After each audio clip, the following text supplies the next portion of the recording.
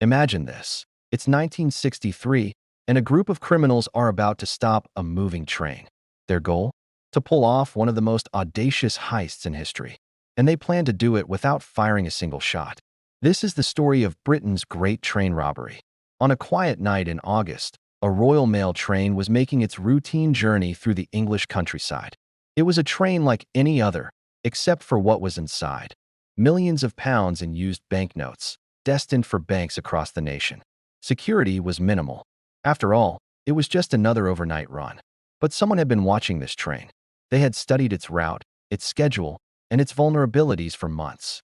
As the train sped through the darkness, the crew had no idea they were heading straight into a trap.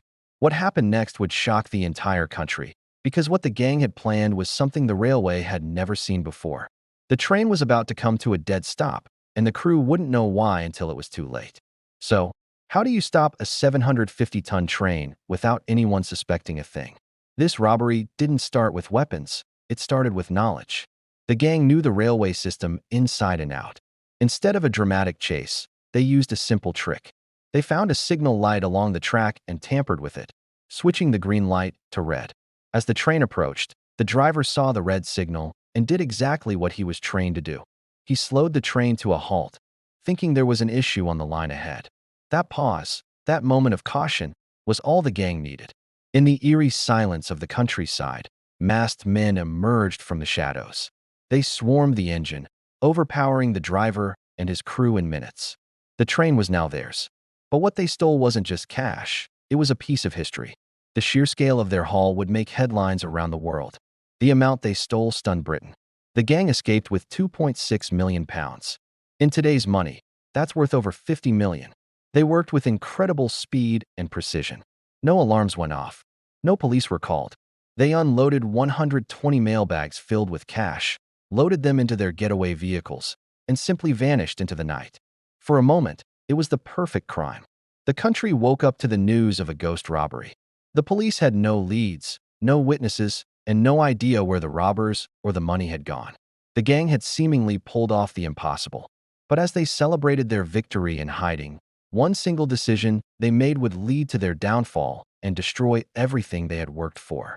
They didn't get caught robbing the train, they got caught celebrating. After the heist, the gang retreated to a remote farmhouse they had rented to lay low. Believing they were safe, they let their guard down. They relaxed, they laughed, and they even played a game of Monopoly, using real money from the robbery. It was a fatal mistake. As they counted their loot and planned their futures, they contaminated the entire farmhouse.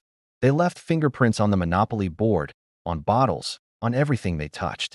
They left behind food scraps, empty bags, and a trail of evidence that would become a goldmine for investigators.